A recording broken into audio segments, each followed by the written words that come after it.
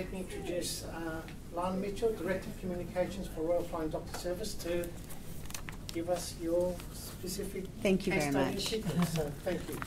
Hello everybody. Gosh, I'm going to have to really work to answer this question now. I've been put on the spot.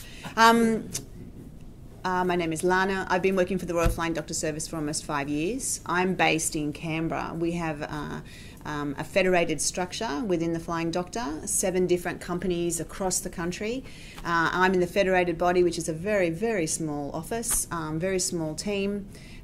In total, our federated staff is just over 10, but otherwise the bulk of our staff and professionals all around the country is more than 1,500 staff. So my role is essentially anything relating to communications, internal, external, public relations, media, national partnerships, events, you name it. Because it's a small team, we're very fluid, we work very closely together. So I'll see if I can do my best to answer the question that you want to have answered. Great. So the question is, how has the RFDS achieved the most reputable charity for the last 8 years running? I can tell you what we don't do. We don't have a big advertising budget. In fact, when I get contacted regularly from all manner of people, magazines, TV, radio, I just tell them I actually don't have one. I have no advertising budget whatsoever, so you're wasting your time. We don't have impressive corporate strategies where we sit around and do talk fests and come up with big charts on the walls or anything like that. We don't really even have major public relations efforts. And we certainly don't have campaigns to influence or to sway public opinion. I can also say without question that we do not take on any slanderous efforts to lower the reputation of other very hard-working charities. In fact, we try as much as possible to work with many of you here. Heart Foundation we work with, diabetes, there's many that we are actually endeavouring to have really long-term partnerships with because we see the synergies and we see the importance of it. So the question is then, what do we do? Well, I guess the first answer to that is that we provide vital emergency and healthcare services where they're needed. And see if I can make this little thing work here. The first thing that we do is we provide a 24/7 emergency medical service across 7.69 million square kilometres. It doesn't matter where you are in Australia, we will get to you within 2 hours if you run into trouble. We will pick you up if you roll your caravan. We will pick you up by plane if you're having a heart attack. We will if you are pregnant and go into premature labour, we will come and get you. It doesn't matter where you are in this country, including Tasmania and also many of the various islands that surround our country, we are there. Accidents, injury, illnesses. Yeah, we are Australia's 3rd largest airline. We have 70 planes. We're just the airline you don't want to check in with, really. And our in-flight entertainment really sucks.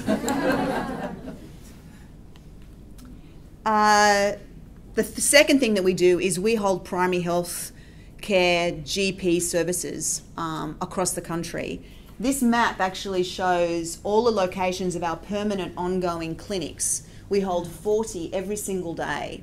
Now, we take it for granted when you live in a metro area, Sydney, Melbourne, Canberra, wherever you might be, you're not feeling well, you go to the doctor. I mean, it's just very, very simple process. You pick up the phone, you make an appointment. If your doctor doesn't have a space, they'll find you. It's normally a clinic. They'll normally fit you in with somebody. That doesn't happen elsewhere because in most of these places there aren't doctors. So our clinics are regular clinics depending on the population size. Sometimes it's once a week, sometimes it's once a fortnight, sometimes it's once a month. But we deliver all those services that we all take for granted. Anything prenatal, immunisations for children, chronic disease management, whether it's heart disease or kidney or diabetes or skin health, skin cancer, all of these things that you would normally say, oh, I'll just go and get that mole checked. Well, that's that's how the RFDS does that. For the 1/3 of the population that live in Australia, we are essentially their cradle to grave GP, or womb to tomb is the other way of saying it. So that is the second way, or how we're even known locally within country Australia. The third way is, and this is a very little known fact by many, we have over 3,500 medical chests across Australia. Now, a medical chest is a large, it almost looks like an army military style steel box. It's big.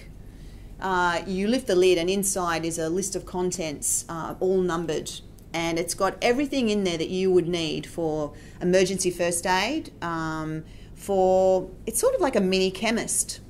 It has antibiotics. It has, you name it, anything you need. And 3,500 custodians exist around this country. This is, the local gas station. This is the homestead where the tourist caravan park is. This is the post office. This is, you name it. And we have custodians who very proudly look after that medical chest that's in their local area.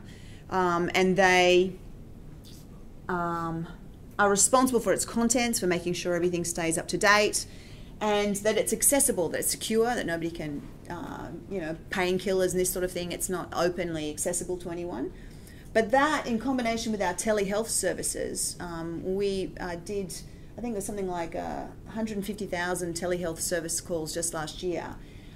It means that no matter where you are, let's say you're a young mother, you have a 3-year-old, she's had a fever for 2 days, you're in a remote area, your closest township is 4 hours drive away, you can call the telehealth line and you can speak to a doctor on the phone, you can walk through the symptoms, you can describe exactly what's happening. That telehealth doctor will be in touch with you on a regular basis, and they will say your closest medical chest is just half an hour away. I want you to go and see Joan, and she'll get out, and I want you to have number 4, okay, on that list inside the box, number 4, and I want you to give it to your daughter twice a day, and this is the dosage, and so you'll go and see Joan, and Joan will dispense it for you. So our medical chests allow people, no matter where they live, to speak to a doctor, to access pharmaceuticals when they need them, and they allow us to have access to some emergency first aid equipment such as defibrillators and so forth to be able to handle an emergency. And lastly, I guess our fourth thing that we do is that we expand our services based on need. So we were traditionally always known as an emergency service. That's how we were formed in 1928. We were an emergency service that would come out and help you if you had an accident or injury and that sort of thing. Today we do so much more. Today we are dental services. We have trucks that drive around and provide dental services. They come into a township and they stay there for 2 weeks and deliver vitally needed dental services because there hasn't been a dentist there for 40 years. So how do you get that service? The flying doctor will bring it in. We provide mental health services, and we're really, really thankful because we've had funding in the last couple of years now to extend our mental health services further and further afield to provide them to areas that really, really need them. Allied health, we're now looking at and increasingly bringing in physios, doing cancer screening, and doing other key services that are just not available. So the RFDS is very much part of the communities that we serve. Now, I wanted to tell you another bit that ties into this. Country townships rely on each other. Unlike in cities where you might not know your neighbour, you might not ever meet the bloke that lives on the corner. In townships in country Australia, caring and mateship is an integral part of what makes living possible. When somebody has an accident and they're 2 hours away from any flight or ambulance or anything else, it's a first responder that has to keep that person alive. They're having a heart attack, somebody has to do CPR for as long as it takes until that plane arrives. Somebody has major wound, they're going to have to apply pressure and make sure that that person is stable enough so that they can, get them through to the top point where the plane arrives. So first responders, we rely on those heavily within Country Australia. Volunteers, I've got a picture here of volunteers, and there was a giggle when the bloke in the video earlier said that he shoos the roos off the runway. Well, actually, that's actually a vital, if you can think about it. Emus and kangaroos are a major hazard. We don't have fenced, lit runways. We have a network of almost 5,000 runways, dirt strips, all over the country, and we will land as needed on highways. Wherever we can put a plane down, we will do so. But it takes volunteers to make that happen, to stop the cars. It takes volunteers to get the roos off. It takes volunteers to, in fact, in some areas, there's no lights, so what do you do when you have to land in the middle of the night? What they do is they store up toilet paper rolls. The best ones are the ones that are really cheap, the really cheap and nasty toilet rolls. And they get big Milo tins and they stick them in the Milo tins and soak them in diesel and then put them down the runway as lights. And we have it timed. Like, you can actually get a toilet paper roll to burn for just long enough to get a plane landed, get a patient in, and get the plane off before the dunny rolls run out. But that's again, it takes a volunteer to do that. There's no RFDS staff member standing there. That's a community member saying, this child is ill, we need to get them to emergency hospital right away, we need to do this, and they come together.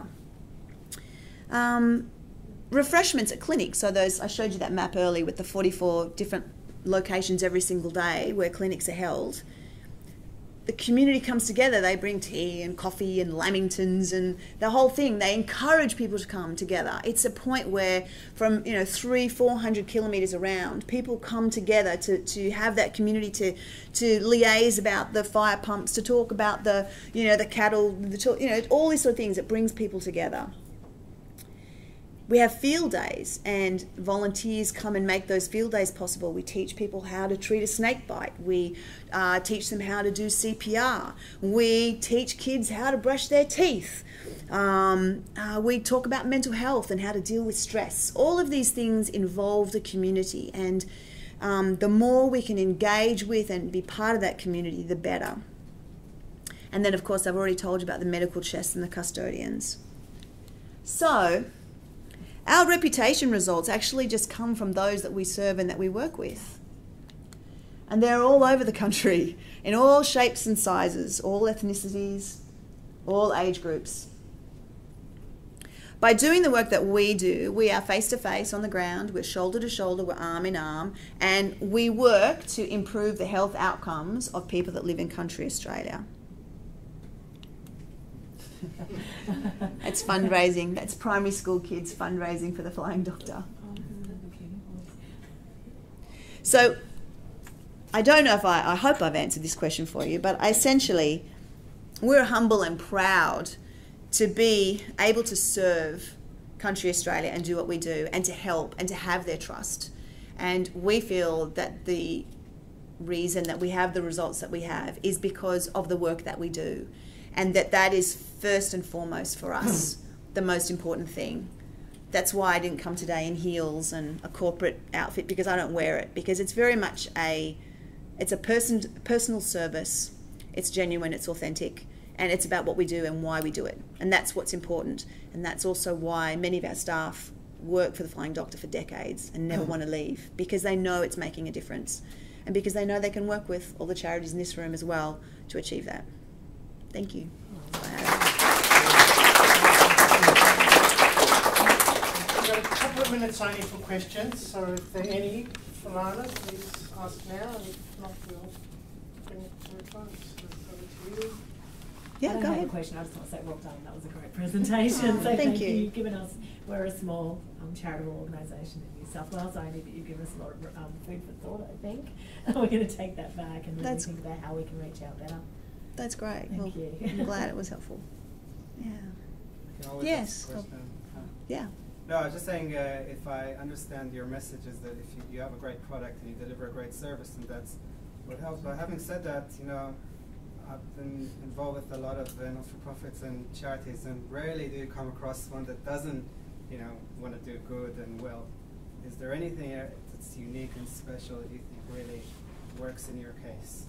Well, for us, as I said, it's about servicing a need. So if we were not there, and so one of the points that Oliver had made was, if your charity or organisation was not there, what would Australia miss out on? Well, actually and factually, country Australia couldn't exist without us. You could not live, work or travel in country Australia if we were not there. So that's a significant role that we play.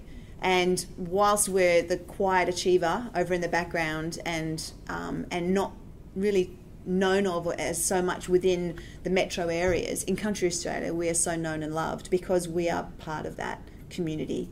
So I hope that answers your question, but it is that point of we are delivering a vital service and thus are embraced and loved to that degree.